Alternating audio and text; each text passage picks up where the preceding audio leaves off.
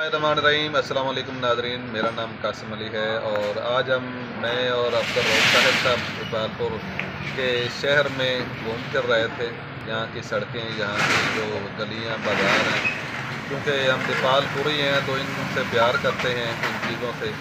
तो यहाँ पे एक बसीरपुर रोड पे एक शॉप है अल हमीद शाह। ये बड़ी पुरानी शॉप है, हमीद शाह स्वीट। जो लोग यहाँ के रहने वाले हैं वो बहुत अच्छी तरह जानते हैं। 30-40 साल पुरानी ये पहले शॉप ढक्की बाज़ार पे हुआ करती थी और अब उनके फरदांद गुलाम अली साहब जो हैं उन्होंने यहाँ पर शिफ्ट कर ली है। तो यहाँ पे एक महफिल लगती है, पुराने दोस्त यहाँ पे इकट्ठे होते हैं, इल्म व अदब की बातें होती हैं साथ ही। तो हमने सोचा कि कुछ फ़ायदा हासिल कर लें यहाँ से। तो यहाँ पे हमारे साथ एक ऐसी शख्सियत बैठी है जिनसे हम अभी आपको मिलवाते हैं।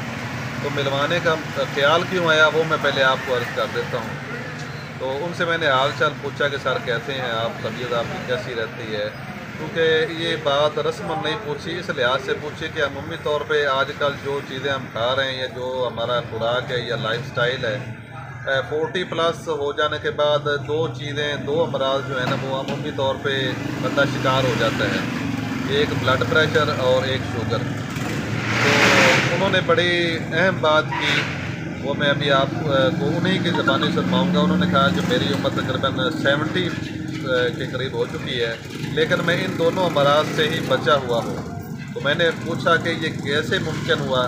तो उन्होंने जो 2 नुस्खे बताए हैं वो मैं आपको सुनवाने लगा हूँ कि वो इख्तियार करना किसी के लिए भी मुश्किल नहीं है और इस पर कोई पैसा भी खर्च नहीं कर सकता। तो अब मैं कहूँगा अब्दुल रऊफ़ साहब से कि सर खादम हुसैन साहब जो कि हमारे शहर की बहुत ही नामवर इल्मी और अदबी शख्सियत हैं, उन पे हम बाद में भी प्रोग्राम करेंगे, लेकिन आज इन 2 बातों पे वो रोशनी डालेंगे कि वो किस तरह शुगर से और ब्लड प्रेशर से बचे हुए हैं 70 के करीब होने के बावजूद। जी सर बताइएगा। बिस्मिल्लाहिर्रहमानिर्रहीम। ये मेरा शुरू तो ही वतीरा रहा है, हसना खेडना और दोस्तों की महफिल च रहना, तन्हाई तो बचना और सपोर्ट से भरपूर ज़िंदगी गुजारी, आउटिंग भरपूर ज़िंदगी गुजारी। पाकिस्तान में तकरीबन जिन्हें भी सियासी मरकज़ ने अलहमदुलिल्लाह सुमा अलहमदुलिल्लाह उत्थे जाने का मौका मिले और दोस्तों नाल हुण भी दिन 1-2 दफ़ा रात को भी इकट्ठे होकर बैठने और हंसना खेलना, सपोर्ट्समैन करना और खुश खुराकी जी है ना। लोग तो आते ना जी वो खुराक लैके बह, नहीं दोस्तों, खुश खुराक आदमी जरा कदे बुढ़ा नहीं होंदा, कभी उन्होंने कोई बीमारी नहीं होगी, बशर्ते कि वो चले फिरे, ये ना भी एक थां ते बैठा रहे। ये ऐसा शख्स जरा हसदा है, खेलता है और किसी भी परेशानी नूं लाइटली लेंदा है, उन्होंने ना तो शुगर होएगी तो ना अलहमदुलिल्लाह उन्होंने ब्लड प्रेशर हो। ये जिंदगी का एक ऐसा बगैर पैसे तो बगैर दवाइयां तो मैं नुस्खा दस रहा कि जिन्हें नाल इंशाअल्लाह ताला जिन्होंने नहीं है बीमारी वो इन्हें तो मुकम्मल बच सकता है। तो जिन्होंने दोस्तों ये है अगर वो इन्हें अडाप्ट करन तो अल्हम्दुलिल्लाह काफ़ी फ़र्क पै जाएगा।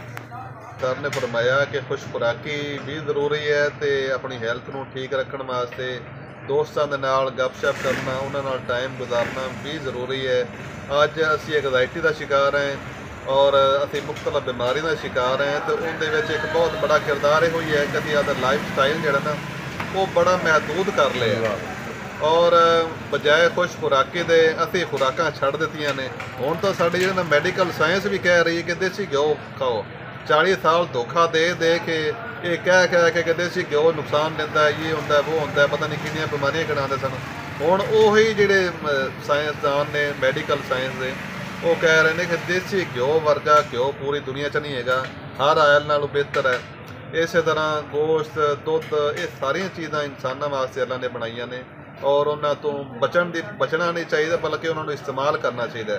हाँ, अगला पॉइंट दिन जरूर रखना जो सर ने फरमाया कि नाल वर्जिश भी करो, उन्होंने हजम भी करो, उन्होंने जुज़े बदन बनाने वास्ते वाक भी करो, फिर इनका फायदा होगा। जे अगर तुम खा के तो बह जाओगे तो तुम कोई भी चीज़ हल्के फुल्के तुम रस बिस्कुट भी खाओगे तो भी थोड़ा जिस्म का हिस्सा नहीं बनेगा। तो ये एक छोटी जी गुफ्तगू सी, असीं इंशाअल्लाह इहो जिहा तमाम अगे भी करते रहांगे। महफिलां अल्लाह करे आबाद रहन और ये महफिलां तुसीं भी सजाया करो अपने अपने एरिए दे विच, अपने अपने इलाके दे विच। बाहर निकलो, ਦੋਸਤਾਂ ਦੇ ਨਾਲ ਗੱਪਸ਼ਪ ਕਰੋ, ਉਹਨਾਂ ਨੂੰ ਟਾਈਮ ਦੇਵੋ ਔਰ ਅਗਰ ਮੁਮਕਿਨ ਹੋ ਸਕੇ ਤਾਂ ਦੂਸਰਿਆਂ ਨੂੰ ਵੀ ਤਲਕੀਨ ਕਰੋ। ਇਹ ਚੀਜ਼ ਦੀ ਬੜੀ ਮੋਟੀਵੇਸ਼ਨ ਦੀ ਜ਼ਰੂਰਤ ਹੈ। ਤੇ ਸ਼ਾਹ ਸਾਹਿਬ ਤੁਹਾਡਾ ਬਹੁਤ ਸ਼ੁਕਰੀਆ, ਤੁਸੀਂ ਇਹ ਜਨਾਬ ਇੱਥੇ ਬੈਠਦੇ ਹੋ ਤੇ ਸਾਨੂੰ ਜਨਾਬ ਤੁਸੀਂ ਮੌਕਾ ਦਿੰਦੇ ਹੋ ਇੱਥੇ ਸਾਰੇ ਦੋਸਤਾਂ ਨੂੰ। ਅੱਲਾਹ ਤਾਲਾ ਤੁਹਾਨੂੰ ਸਲਾਮਤ ਰੱਖੇ। ਤੁਹਾਡੇ ਵਾਲਦ ਸਾਹਿਬ ਦਾ ਇੱਕ ਬੜਾ ਵੱਡਾ ਨਾਂ ਸੀ, ਉਹਨਾਂ ਨੇ ਮਠਿਆਈ ਦੀ ਦੁਨੀਆ ਦੇ ਵਿੱਚ ਇੱਕ ਨਾਂ ਬੜਾ ਕਮਾਇਆ ਤੇ ਹੁਣ ਤੁਸੀਂ ਵੀ ਉਹਨੂੰ ਬਰਕਰਾਰ ਰੱਖਿਆ ਹੋਇਆ ਹੈ। ਅੱਲਾਹ ਤਾਲਾ ਤੁਹਾਨੂੰ ਵੀ ਸਲਾਮਤ ਰੱਖੇ, ਤੁਹਾਡੇ ਨਾਲ ਜਾਨ 'ਚ ਬਰਕਤ ਦੇਵੇ ਜੀ। ਇਨਸ਼ਾ ਅੱਲਾਹ ਫਿਰ ਮਿਲਾਂਗੇ ਜੀ ਕਿਸੇ ਵੇਲੇ। ਅੱਲਾਹ ਹਾਫਿਜ਼।